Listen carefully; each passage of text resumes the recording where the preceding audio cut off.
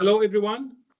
Thank you for joining this webinar. My name is Majd El-Hajouj. I'm the Global Sales Director for hollow fiber nanofiltration technology in the NX Filtration. I joined NX Filtration the beginning of this year in January 2025.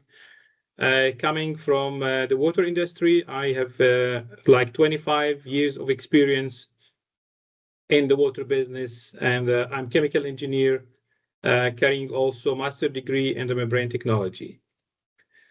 I am based out of the Netherlands, and I'm very excited today to share with you the hollow fiber nanofiltration technology and its innovation. And we will cover today webinar in 3 sessions, starting with the first part of this webinar with a basic introduction to the NX filtration and to the hollow fiber nanofiltration technology. We will look together to the key advantages of the hollow fiber nanofiltration, comparing to the other conventional technologies and other conventional spiral wound, maybe nanofiltration. We will see together how we can lower the operation pressure, reducing the specific energy consumption. This is one of the advantages also, that we will see how to reduce the fouling and reduce the maintenance and system downtime, of course, reflecting to increase the recovery and productivity of the water treatment system. Then we will move to the second part, and the second part will be covering maybe the chemical-free drinking water, demonstrating a project that we have done together with our partners. We will see the advantage of this hollow fiber nanofiltration again on the selectivity of the salt removal, making this option, hollow fiber nanofiltration, as optimal for drinking water application without need for chemicals, and of course, without need for remineralization process, effectively removing the micro-pollutants, removing some PFAS as well, and complying with regulation needed for drinking water in Europe, in Netherlands, and the world. We will see also how we can simplify the water treatment process, reducing the operation cost and reducing the total cost of the ownership of the water treatment system. In the third session, we will go for Q&A, and please use the Q&A panel or the Q&A button in the top of the panel to submit your questions. The questions will be answered in this session, in the third part, and we will try to take as much as we can from those questions. And if there is any questions left, we will make sure that we are answering those questions after the session by reaching to you directly. Ladies and gentlemen, thank you. This webinar will be recorded and it will be shared with you afterward. So please be calm and, of course, relax, because we will share with you all the documentation. We will share with you all the documents needed. Today, joining me in this webinar, my colleagues, Loreen Grobbelaar. Loreen is the team leader for the sales engineering at NX Filtration. Of course, she's bringing 7 years of experience in the water treatment system. She holds a master degree in the chemical engineering, and she has a strong background in the design and implementation of water treatment system, particularly with OEMs, our main partners. At NX Filtration, Loreen lead the sales engineer supporting our clients to identify the opportunity and integrate sustainable membrane solution tailored to their specific needs challenges. Together with my colleague Yang Huda, Dr. Yang Huda holds a PhD in environmental engineering from TU Delft, Technical University of Delft in the Netherlands, where he specialized in arsenic removal from the groundwater. Yang brings more than 20 years experience in the water treatment industry, and he brings a strong combination of operational expertise and academic insight, which is a perfect combination to promote and to see how this HFNF will be in the case study that he will be presenting. At NX Filtration, Yink, of course, leading the sales and application engineer, helping the customer to implement innovative membrane and solution across the wide range of applications. So with this introduction, please let me hand it over to Laureen. And starting with that, Laureen, who is NX Filtration and what is HFNF? Over to you. Thank you, Majdi.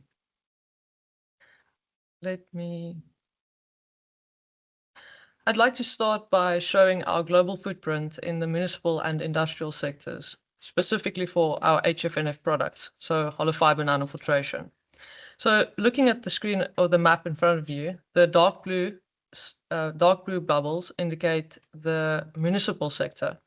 That includes the potable, but also the potable and also the wastewater reuse applications where our membranes are installed.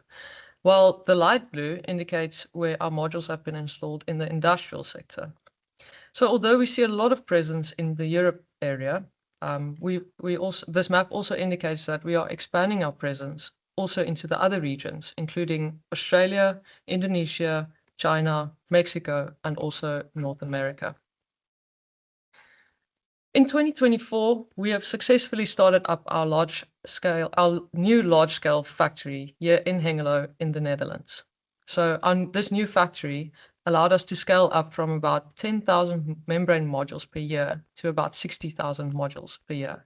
And we also have the capacity to increase our production to 120,000 modules per year, which I find quite impressive. But not only that, this scale up helped us to increase our efficiency by consolidating our entire team, including operations, all under one roof. And our factory has been designed with an ESG mindset. And here I'd just like to highlight that we've got our own in-house water treatment system, where we treat the water from a nearby canal to almost a drinking water standard. And that water we use in the factory here to produce the membranes that we have available in the market today. Our product portfolio covers a wide range of advanced hollow fiber membrane modules, and this includes our nanofiltration, ultrafiltration, and microfiltration range. So for the purpose of this webinar, I would like to highlight our nanofiltration range, where our membranes have a molecular weight cutoff of between 400 and 800 Dalton. So these membranes typically operate between a flux of 12 to 35 LMH, of course, dependent on the specific water source. And then furthermore, I'd like to highlight that our nanofiltration membranes are specifically designed to remove organics from water, including color and COD. And this is all without the need for chemical dosing. But you'll hear about this a little bit more later. Our ultrafiltration membranes ranges between 10 and 150 kilodalton. And this is best for removal of small particles, bacteria, and viruses. And some of these ultrafiltration membrane modules can be used to replace some of the existing products currently in the market. You can hear more about our ultrafiltration membranes during our next webinar, which is scheduled for the 27th of May next week at 1 o'clock Central European Time. And then finally, our microfiltration range has been developed mostly for the food and beverage industry. And that is mainly to clarify beverages such as wine and beer, but is also used in the dairy and pharmaceutical industries. Then going a bit more into detail on our hollow fiber nanofiltration membranes. So this product is a patented technology. So if you look in the first picture, I will get the laser pointer here, you can see that it's a cross-sectional view of a single membrane fiber. And here you can see where it's a visualization of the patented nano layers, which is applied in a layer-by-layer fashion onto a dense PES membrane support structure. And it's exactly this layer-by-layer application of positively and negatively charged nanolayers which gives this membrane its unique selectivity characteristics. In the second picture over here, you can see a top view of a membrane module, which is how the membranes fit into a membrane module. And the third picture is what a complete installation would look like with full-scale modules. Further in this presentation, you will also see a few pictures of a full-scale installation and what you can expect. Furthermore, I'd just like to highlight that our hollow fiber nanofiltration products also have several drinking water certificates, including Cuba, NSF, ANSI 61 and 419, and also ACS. And NSF has also certified our hollow fiber nanofiltration products with LRV credits of more than 5 log for Cryptosporidium, Protozoa, Giardia, and also viruses. In this slide, I'd like to highlight just the differences between traditional spiral wound nanofiltration membranes and our hollow fiber nanofiltration membranes. So usually with a spiral wound membrane, you would need to apply a really good pre-treated feed water to that membrane. And that is due to the feed spacer, which is usually included in these membranes during production. So that allows for collecting solids, which could make it difficult to clean these membranes. And in contrary, looking at our inside-out hollow fiber nanofiltration membranes, which you can almost see like a straw-like configuration, we can tolerate a little bit more of a contaminated feed water when you compare it to spiral wound nanofiltration. And typically, our hollow fiber nanofiltration membranes can handle turbidity up to 150 NTU, so a little bit more TSS also. And the numbers that you see here is mostly peak values. So also then just mentioning that CODs can range we can handle almost up to 1,000 ppm. It is the PES, the polyether sulfone membrane structure, which allows for it to be chlorine resistant at elevated pHs. So for instance, at a pH of 10 and a chlorine solution of 500 ppm being applied to these membranes, the membrane can handle up to 250 ppm hours in totality. And here I would like to show you an example of excellent organic removal in this, we call it a case study for Dumai, which is located in Indonesia. And this specific plant is one of 4 drinking water plants where our membranes are installed in the region of Dumai.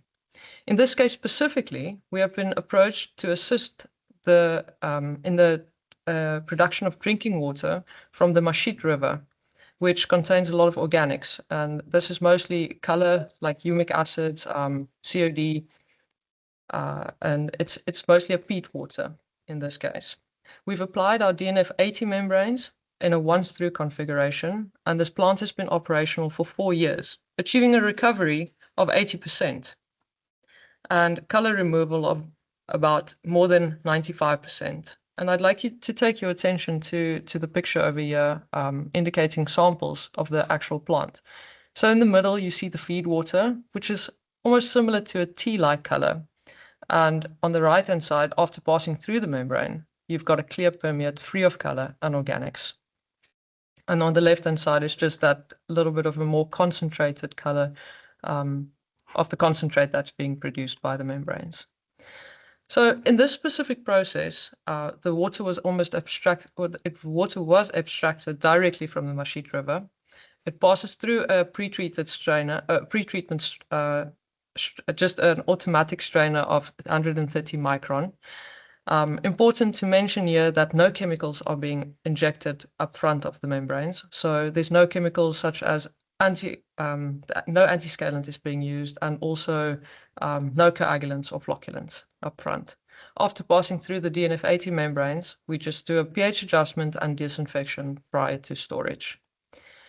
And important to mention here is that this plant has been developed next to an existing treatment facility based on conventional coagulation and sand filtration technology. And even after 4 years, of operations, the system performs. The performance of the two systems is can be compared like for like, so producing an excellent permeate water quality. And then finally, I think Dumai is one of many cases where we've learned that our technology enables us to optimize water treatment schemes.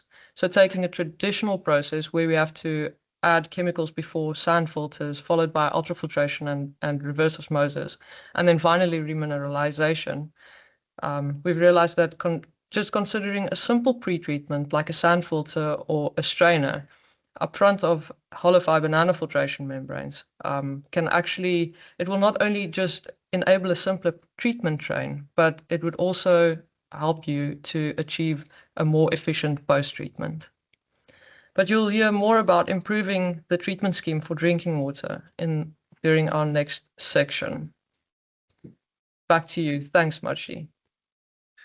Thank you, Loreen. Fantastic. I think that was very informative and it was very beautiful and on time. Thank you, Loreen, for your time. Now, I would like to invite you for another session. It is the case study of the hollow fiber nanofiltration for the chemical-free drinking with Yenk. Yenk will dive with us deep to this demonstration, which is something that we are proud of. Yenk, without delay, over to you. Thank you, Majid. Okay, yeah, I will take you further into the chemical-free drinking water approach. We actually did a very interesting demonstration of which we are very proud of. I hope actually Vitens also, because it is it's a concept of making drinking water from surface water without any chemicals, only for cleaning our membranes. So I will take you to that. So yeah, we did that together with Vitens, which is a natural partner for us because we are actually in their supply area. We are based there. And Vitens is the largest drinking water company in the Netherlands, and it is actually only relying on groundwater to produce drinking water.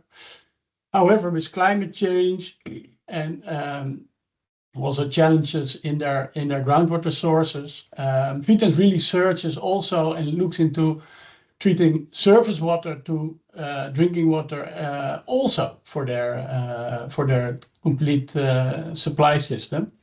And here we could forge an alliance, and we together looked at how can we make for you the best drinking water. Of course, the same quality of groundwater, so it must be biological safe. In the Netherlands also, it must be biological stable. So we need to remove all the nutrients because we don't lose any chlorine in the distribution network. For that, we picked actually the River IJssel, which is flowing very close to also our factory, but more importantly, through the supply area of Vitens. I think I don't need to introduce NX anymore because that has been excellently done before. So when we set out with Vitens, we wanted, of course, something new. We have the hollow fiber nanofiltration, but what can we make? Can we design for a treatment concept that's actually chemical-free, but still very robust and dependent on more barriers than only a membrane? And for that, actually, we stumbled upon the minus approach. The minus approach is actually written in an article that is open source available, and actually they tend to deviate from how we used to, and sometimes often we are still doing, to treat water, and that is by adding a lot of chemicals, but also using using, instead of removing compounds, transforming them, so either oxidizing them, and bacteria, you can leave them in the water, but you oxidize them, so you kill them, but they still remain in the water. But more harvesting the force of nature and removing stuff instead of transforming it. Now, this minus approach really looked very interesting also for our treatment setup. And actually what you see here you see, of course, a very happy water drop using the minus approach and a not so happy using the plus approach. But what we actually thought of as a treatment scheme is, why not harvest the natural treatment power of a biofiltration, then use our hollow fiber nanofiltration, and finish with an adsorption. So multiple barriers, robust and chemical free. This would really improve the water quality compared to our conventional approach, but also would really be more sustainable. Okay. I need to flip this. So when we look a little bit deeper into that concept, I think it's that's where this slide is intended. I think the unit operations really describe, let's say, the synergies and the potential of this concept. So when treating surface water, it's always smart to have a screen. This can remove the large items and the debris.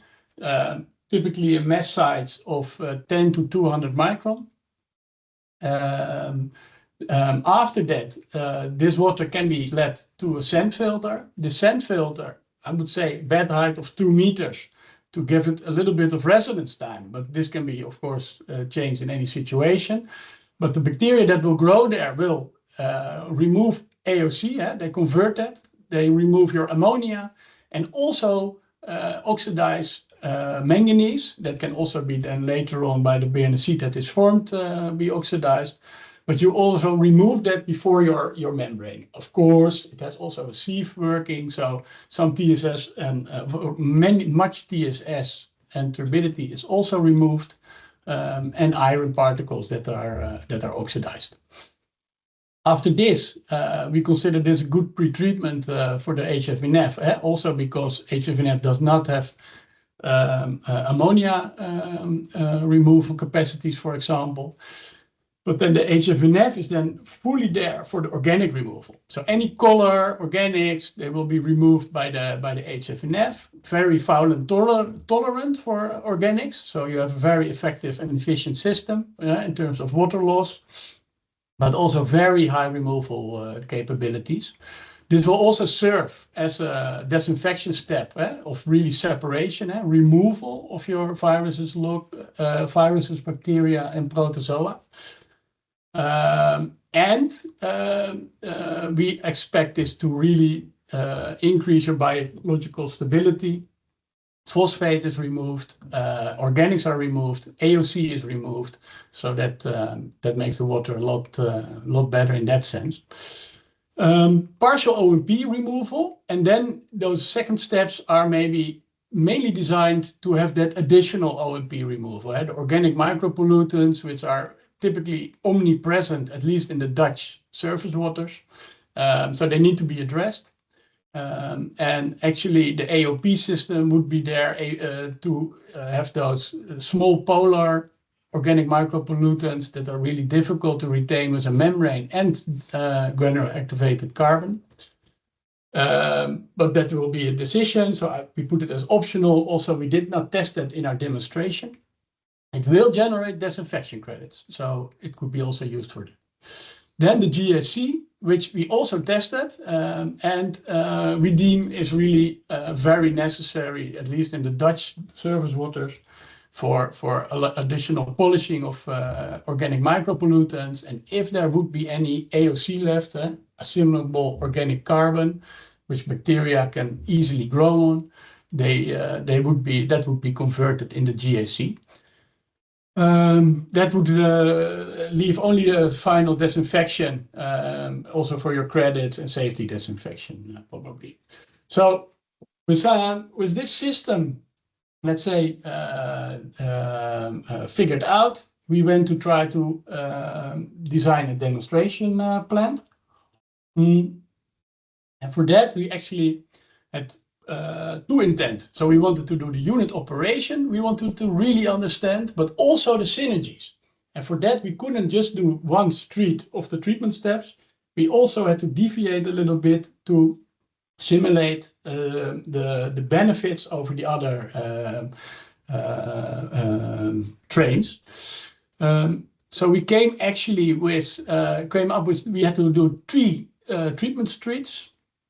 The first, of course, is the main one, which we think, and that is actually what we set out to demonstrate, That is the river water, IJssel, then a sand filter, then hollow fiber nanofiltration, DNF80, and then a carbon filtration after it.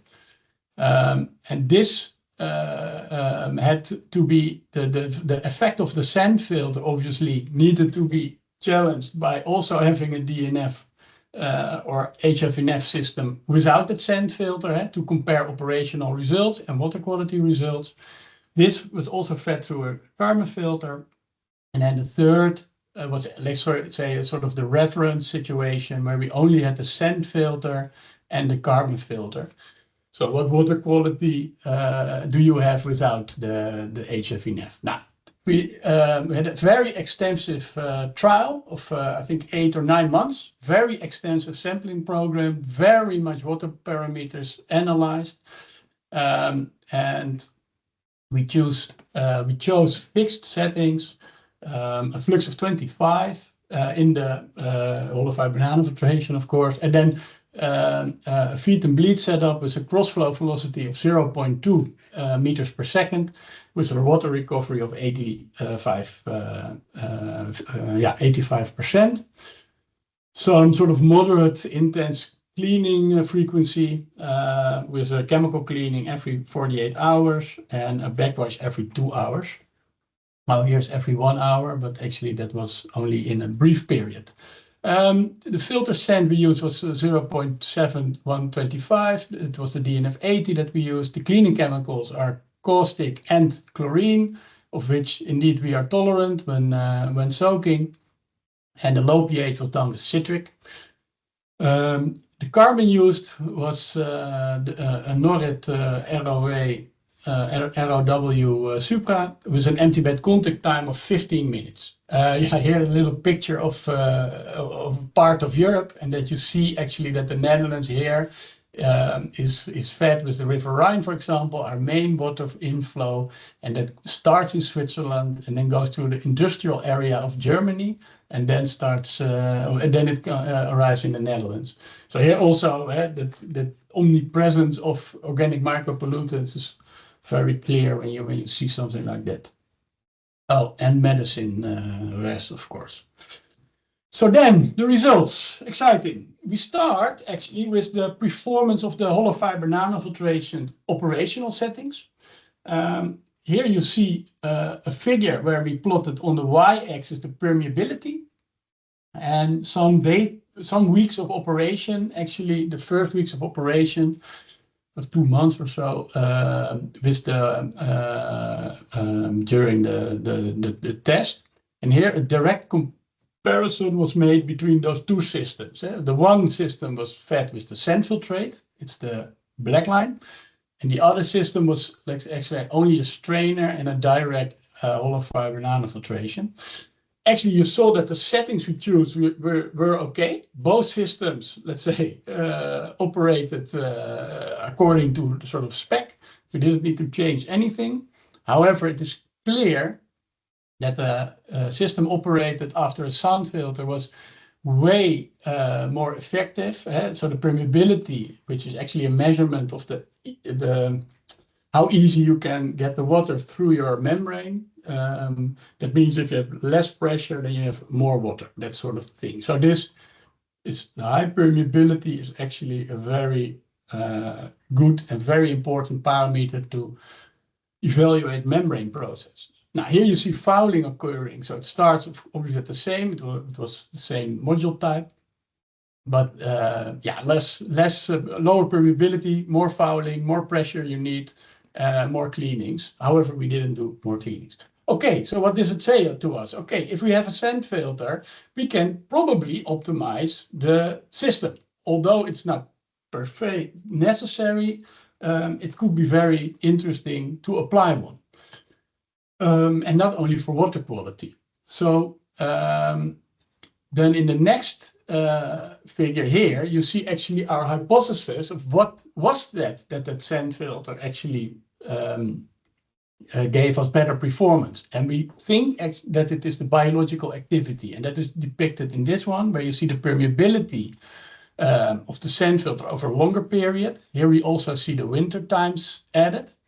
And during the winter, bacteria are less active. So what you see actually is here on the second y-axis, the oxygen conversion in the sand filter. You see it is pretty high in summertime. Then it gets a little bit lower, lower. And in wintertime, it is nearly zero. When it starts again, you see also that we have also better performance. And here we actually relate now, it's only a hypothesis, it was not a mechanistic study, but we relate also that biological activity to the performance of HFNF.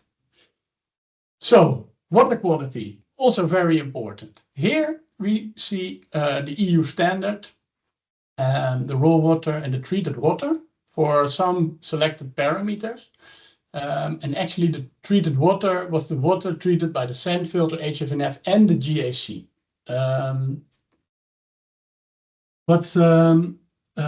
Yeah, it's a little bit maybe as expected, but here the Clostridium and E. coli bacteria are really reduced to zero. We did not see them in that water at all.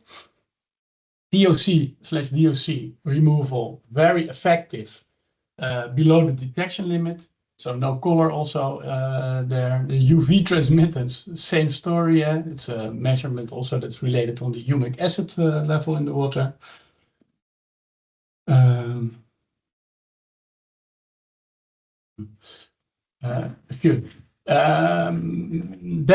AOC, organic related, but very much smaller and readily available for bacteria to grow on. And actually this is for us in the Netherlands also very much an important parameter, which we want to have below 5 to assure that we don't have biological regrowth in the, or less biological regrowth in the distribution area. It's clearly removed from 30 to below 1. Actually, that was the measured detection limit, so completely removed. What happens also is we have complete manganese removal. We'll see later actually in unit operations where I think we can go now actually where what is removed. So those are the next figures. Because I think it's quite interesting to see which treatment steps are actually contributing to which removal. Yeah, and for that, I think I highlight only, let's say, interesting one. We measured everything. I may be depicting a little bit more than is actually interesting. So please follow my voice in this one. The turbidity here in the sand filter is 70% removed, and the rest is removed by the HFNF. Also, hypothesis that therefore this nanofiltration was operating way better. Here the turbidity is obviously only removed with the DNF80. That is the second treatment step. And here the sand filter did of course the same because it's the same sand filter, and some is removed in the GAC. Calcium is together with hardness, which is the same, magnesium a little bit extra, is nicely removed a little bit, so it's partial hardness removal. You see that also without the sand filter, actually to the same extent, and not in that other system where you would indeed need a full softening approach. Ammonia here is also a very interesting one because you see here that the biological activity of the sand filter really worked. Ammonia was removed for 70%. This is below detection limit actually, and some is removed then by the DNF80. These are very measurement error related things. But here you also have some removal of ammonia, but mainly then if you have it in the water during your GAC, then there the oxidation by bacteria will happen. Okay, so these setups work in that sense. Here we have that sand filter again. Sulfate is removed by the, so we have actually some sulfate retention also with the DNF80 at high recoveries. And what's also important for the nutrients is that phosphate is also removed by the hollow fiber nanofiltration.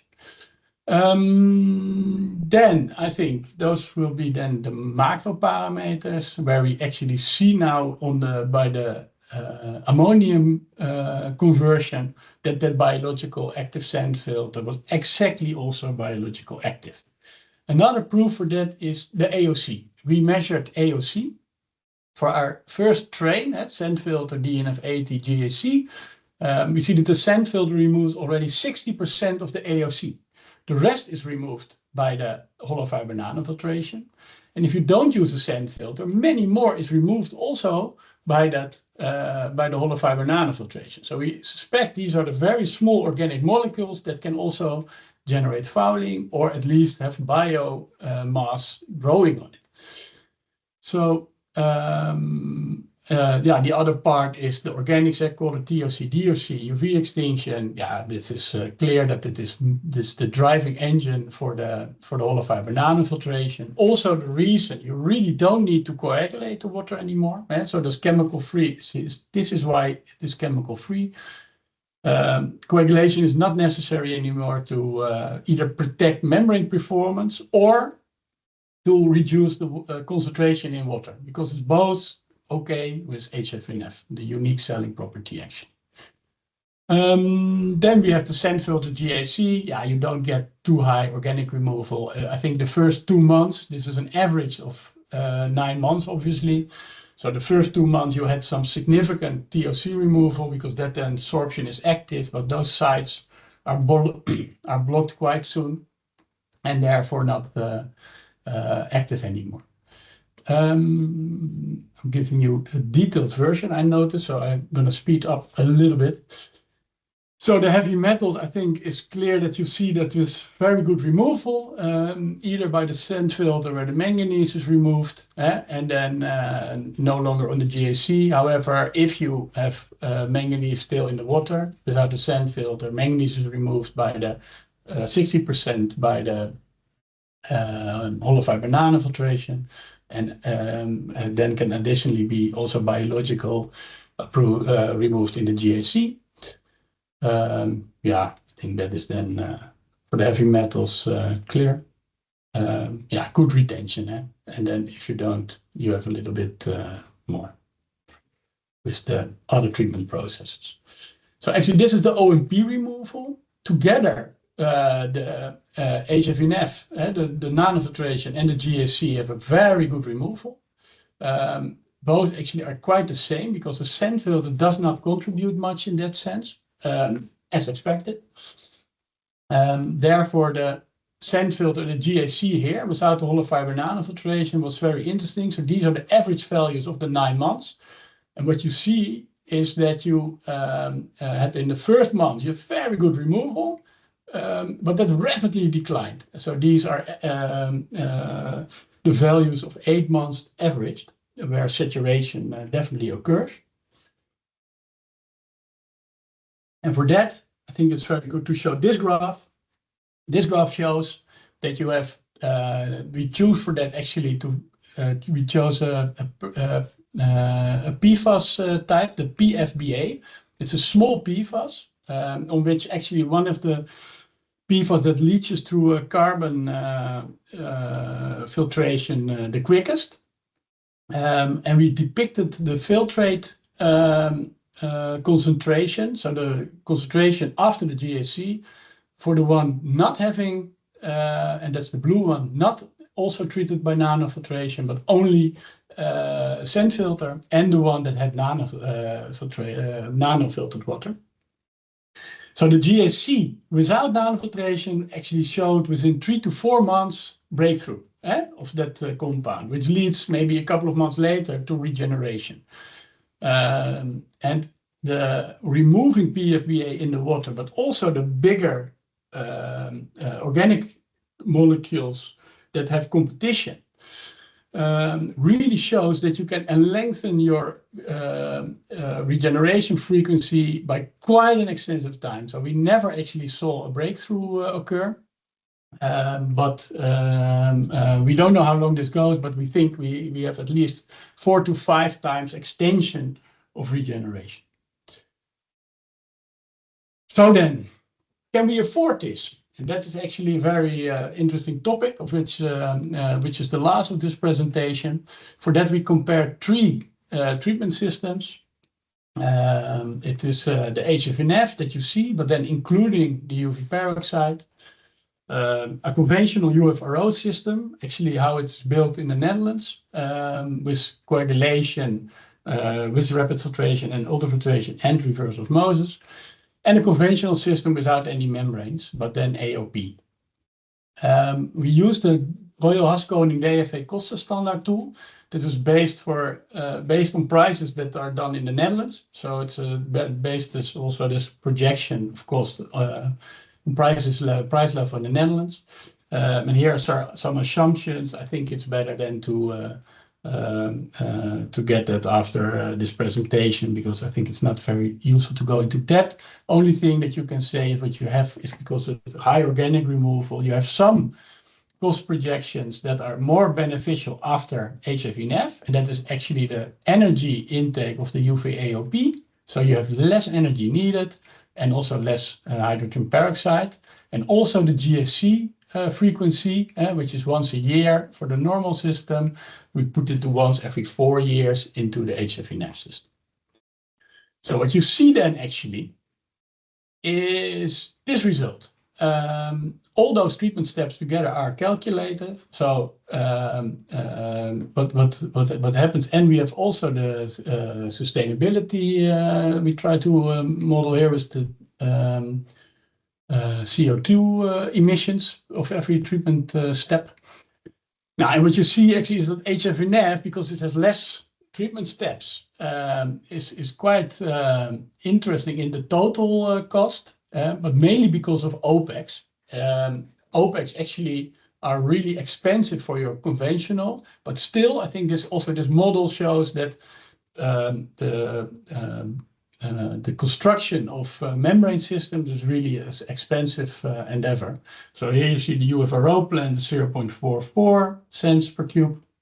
The HFNF is 0.33, while conventional only 26. But we'll dive a little bit more in the next and final slide on this. And then here we have the CO2 footprint, which is, let's say, electricity is sort of the same.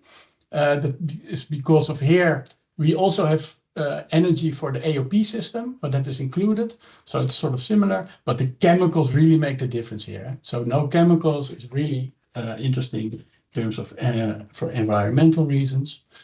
Then we have the CAPEX, OPEX, TCO per treatment step, so a lot of information.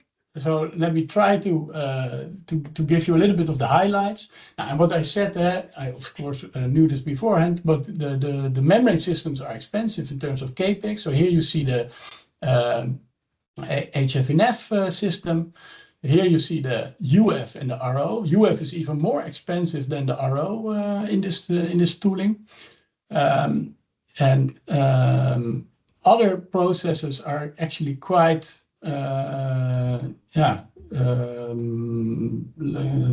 cheap is a weird word to say, but cheap compared to the membrane processes.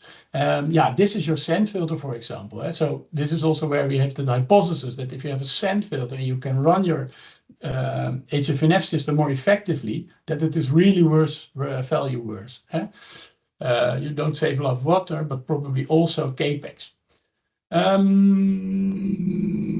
The conventional is really chemical based. The cost also, so it is sort of expensive to buy. Actually, the softening reactors are quite expensive in this one, OPEX. But together, it is sort of almost similar as the HFNF system. So then it leaves us the key takeaways. For us, it was clear that HFNF membranes fit in any surface water treatment scheme. Very effective and very effective organic removal. Chemical-free drinking water treatment, definitely possible. And that also relates, because you don't use chemicals, into a very low CO2 footprint. The water quality was actually very high, definitely with that sand filter, to make really biological safe and stable drinking water. OMP removal also addressed.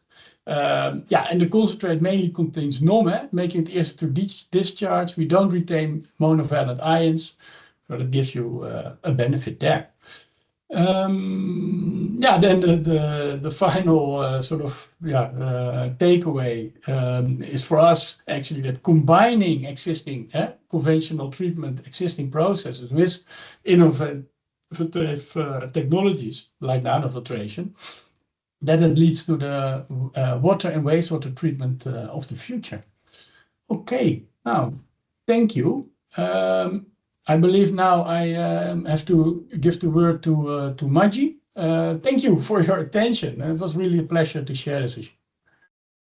Thank you, Jenk. Really appreciate. Very deep, very scientific, very informative, and also attainable and feasible. We see the chemical-free drinking water. It's possible now. It's the dream of all of us to see this chemical. We don't use chemical for treating our drinking water, but of course that does not mean that we are not using chemical at all. And during the presentation of Yank, we use some chemical to disinfect and to keep our membranes, to maintain them and keep them running.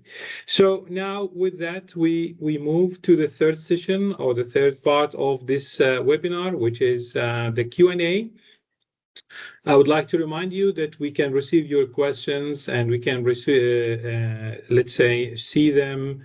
If you can press in the Q&A panel in the top and you write down your questions, we can take them. We start receiving some of questions. I'm trying to group them and put them together and trying to, as much as possible, to answer those questions. And the first question came to me is about the design, how we design our system. So do we have any projection tool?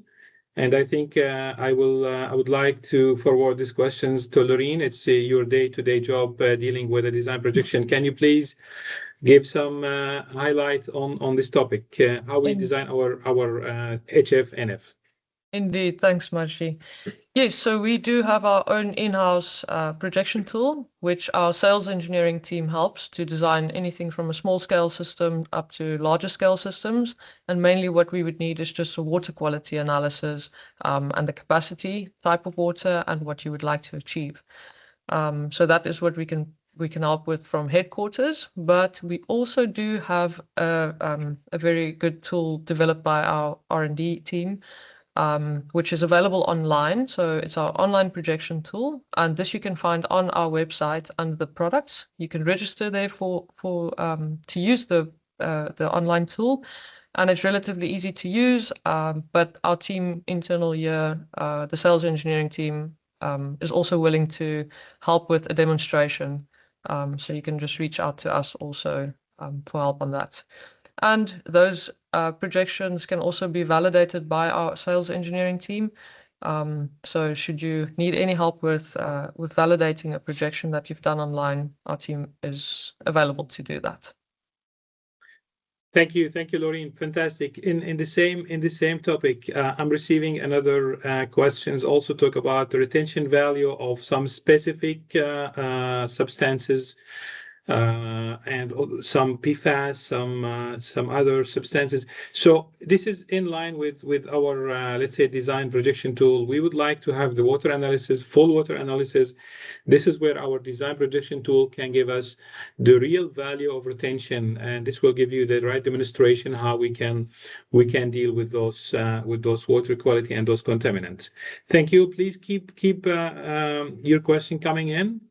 I will try to put some of those questions together. And I have a question also on the application. So we see the demonstration on the drinking water, free chemicals. Where are the other applications that we can apply the hollow fiber nanofiltration? I would like to direct this question to you, Yank, where we can see our hollow fiber nanofiltration can be implemented in other applications than drinking water. It's a valid question. So we, of course, when you have a new technology, you want to do everything. So we tried everything. We have a pilot fleet, and we've done from any surface water type to any industrial wastewater type. And what we actually generally see when we see that whole bunch of applications, generally we are really competitive and we have an edge when the organic levels are very high. So this technology is really developed for not only removing a lot of organic, so high COD content, like Loreen showed you in Dubai with 60 milligrams of TOC that is completely removed. And we clean only chemically once every 48 hours. And so there is the added benefit. And you also saw that we retain not so much hardness, calcium. So in that sense, I would say low TDS waters, high organic waters, then we can play. Great, thank you for highlighting this, Yenk. I think also in the future we should think about a webinar to see other applications of hollow fiber nanofiltration in the industries where we can position based on the value proposition that we have on the hollow fiber nanofiltration. Yes. More questions coming in. I see another question asking about the availability of the products and the price. And I would like to take this question by myself. If you remember the slide that Loreen presented about the factory in Hengelo, this is the factory for the future that we show and we would like to show to our customers in the photos. Also physically, if you are visiting us in Hengelo, you are welcome to see our factory, our offices, which is designed for the future. It's first of all, I would like to share with you that our factory is independent from the water supply network, and we are treating our water from the canal by our water treatment unit. So if you come to Hengelo, you will see that this factory is equipped with hollow fiber nanofiltration reference, one of the reference, of course, in the industry, using the water from the canal treated for using in the membrane manufacturing.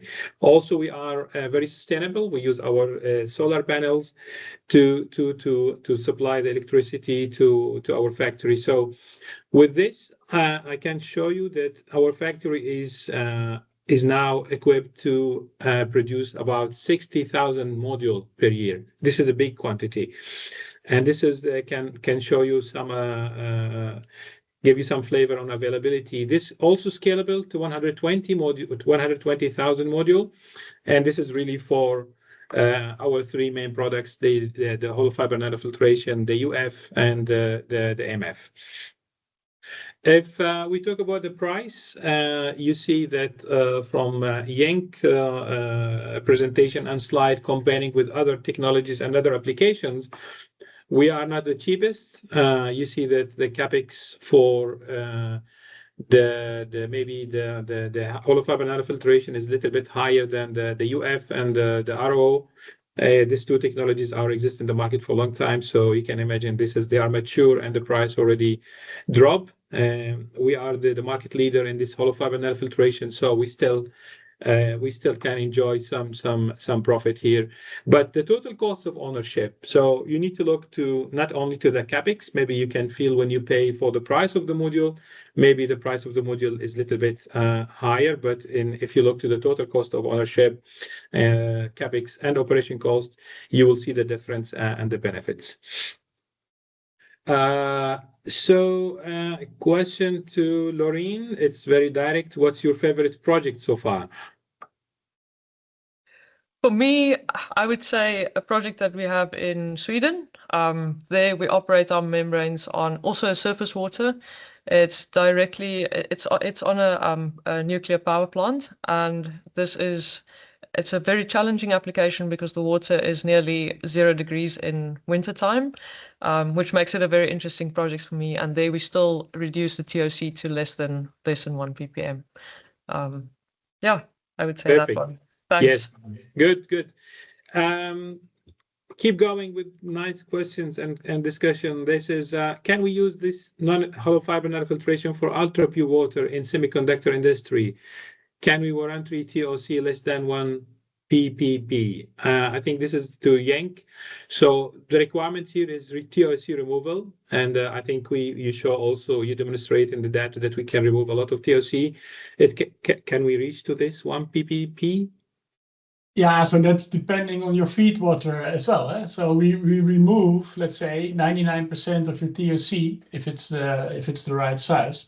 So then you can start calculating. Eh? So feed and permeate have a difference of 2 log. Double pass, triple pass sometimes makes sense, but it could also very much make sense to start with HFNF from a surface water and then start to polish it in post-treatment. It's a very generic question, so I'm sorry I only can give a generic answer. Exactly. Thank you, Yang. But okay, please reach out with your question in more details. I would like to remind you that also you can visit our website and you get your commercial contact on the country or in the region where you are. We share our mobile and we share our email addresses. So please feel free to connect through the website. Also, we are going to share with you, by the way, just to remind you, this session will be recorded and it will be shared with you afterward. So this will be also leaving with this email. We will share with you our contact details where you can reach us. I think with other questions, very specific questions, I would like to be more selecting some of giving different opportunity. So somebody asked about the product range we have. I think I can take this one. We have Lorraine share with us in one of the slides the names of the DNF80, DNF40. This is the two main products for the hollow fiber nanofiltration. DNF80 is for the 80 kilodalton and 800 dalton and the 400 dalton for the DNF40. Of course, we have the integrated rack design. This is where we are providing our customer with complete system. Just they can assemble it, and we can provide with a single modular. This is the 8-inch module. We have also the 4-inch modules. Most of the time, this 8-inch module used for piloting, but of course, it can produce hollow fiber nanofiltration. It can produce nanofiltrated water permeate from those modules. So I think we reached to the end of the today webinar. I see there is more questions coming that more time needed to answer them in this call. But of course, I would like to remind you that we will reach out for those specific questions, and we'll reach out for the one who asked it, and we will answer it.